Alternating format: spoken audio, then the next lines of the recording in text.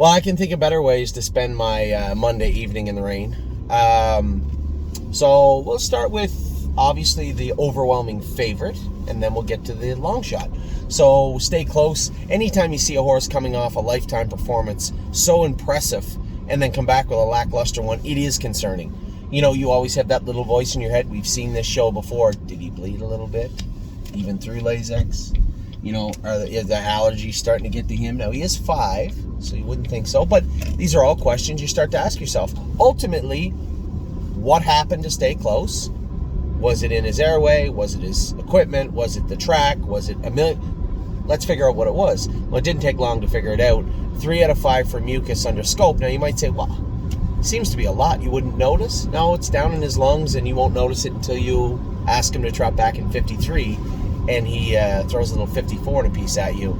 So the veterinarian on call here did say there was a little yellow tinge in there, so there might be some actual...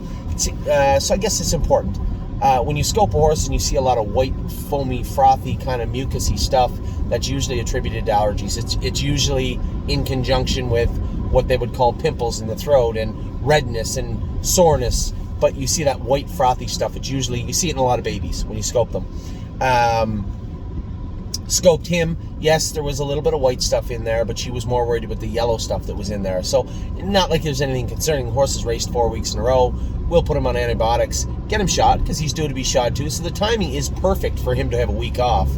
Get him shot, clean him up, train him up at Mohawk, or if James so chooses, I doubt he'll want to school him. Probably just train him up at Mohawk and then race him in this class again next week. So mystery solved, and continue on. Then we get to Grace. And, James had said, even the night she was beat, remember she was a big favorite and she got beat that night, he said, just kind of so-so. Just kind of present. Now, if that race had been contested 4 days earlier, we would have put her in the grassroots. Now, I guess James summed it up the best. Now, he goes with her all the time. I don't. He said she hasn't been quite as good since we qualified her. Now, keep in mind, right after the qualifier, she colicked.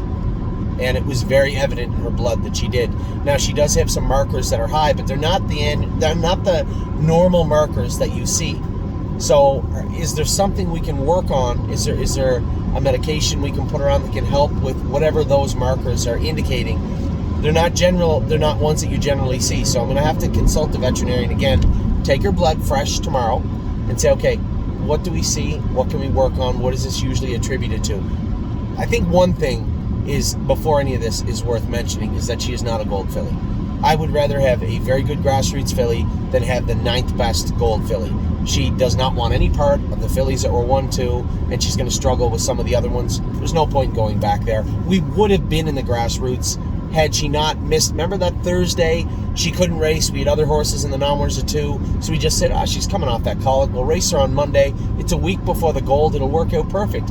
Problem was, she raced a little flat, and that was the day they drew for the grassroots that went on Thursday. So the timing of what went on from the qualifier to tonight was not in her favor. Let's put it that way. So, most importantly, let's get the best form of Grace back we can get, who, let's be fair, she's punched a well above her weight class since the day she put a harness on. So, Grace owes nobody anything, and Grace is a very nice filly. But she is not a gold filly. Not one that we're going to race in the golds anyway. She's going to race in the grassroots, and there's more than enough divisions. If we get her back right, there's no reason to believe that she isn't one of the best grassroots fillies out there. Keep in mind, we raced Archer's Rainbow in the grassroots last week. Now, she was 5th and at long odds, but still, you see where I'm going. Even if Grace was no better than she was last week, she's still one of the best grassroots fillies in Ontario. I'm sure there'll be some nice fillies jump up and win in 54 or 55.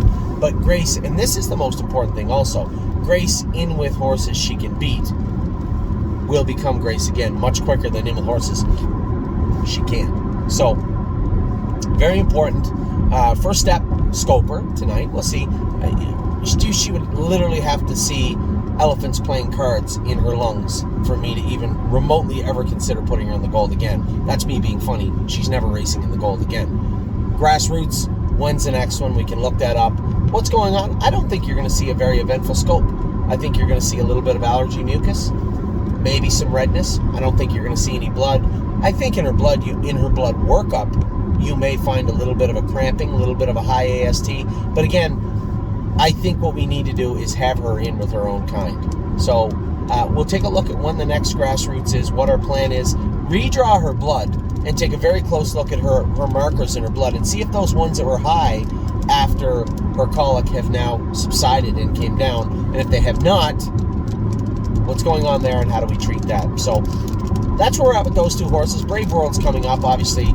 I did this video before Brave World. Brave World's going to give an honest effort no matter what he does, where he is. And obviously I'm always happy with the way Brave World goes to race. I mean, this is an older horse that has been a good horse for a very, very long time. So with that, I'll let you guys go. I'm working towards, again, another busy week. Tuesday's not that busy for me. We get to watch Wilderwin Hanover race at the Poconos. We get to watch some other horses race. I'll head over to Northfield Park tomorrow night. Many of you have seen the twos and training videos that they do in the Ohio Harness Horse Association does. They are going to do one of those with us Wednesday morning, 8 a.m. So if you're around the Northfield Park area in the morning of Wednesday, drop out, say hello. We'll probably have some coffee and donuts out for our clients that want to come out. Wednesday, we're going to make sure all the horses are hung up good, all their footwear is good, everything's ready to go, because on Thursday morning, we have 16 of them going behind the gate in Ohio for the qualifiers. Wednesday night, absolutely worth mentioning that we have Purple Aura, 1-2 Skip a Few, and Frosty Trouble going on Wednesday night. Good news is they're all picked to win. Jason said they all seem good, all trained good this week. Excited to race those three horses. Yeah, they're in late, but it breaks up the day for me also. And then, as I said, it does suck for the caretakers as they're there kind of late in the evening on Wednesday and then back on Thursday morning. So we'll get Thursday morning out of the way. Now, Thursday is going to be a bit tough for me. It's a lot tougher than I thought it was going to be. We opted not to enter LD's Patrick because he did tie up and his liver count was high. I had sent him over some of the pills we have for the liver that have worked wonderful for our horses thus far. And that AST will give him a week to get that down. Dustin Hanover get in later, so I can qualify all the horses and go drive Dustin Hanover. Now, he drew the 9 hole, so I was looking for a way to kind of worm my way out of that drive. And then Tim reminded me that the race secretary actually did us a favor. That race usually goes earlier, but because we were qualifying so many horses, I had asked for a later race. And they obliged. Now, we drew the 9 hole, so I guess you can't have your cake and eat it too. But I told them I would go and drive because they were doing a favor for me. I looked in the program at Woodbine, 6-horse field, and little Judas McDonald picked off of Unbeatable Kemp. Now he come up and he did say, I'm sorry. He said the other horse is an OSS horse. Kemp's going away in a week, you know. Kemp's a better horse, but what do you want me to do here? I said, that's all right. I'll come back. Tim messaged me and he goes, I'm curious how you think you're going to do that. Post time at the Meadows is 4:05. It's exactly 4 hours and 50 minutes to Mohawk from the Meadows. I will leave immediately after the race and drive right to Mohawk and drive Unbeatable Kemp.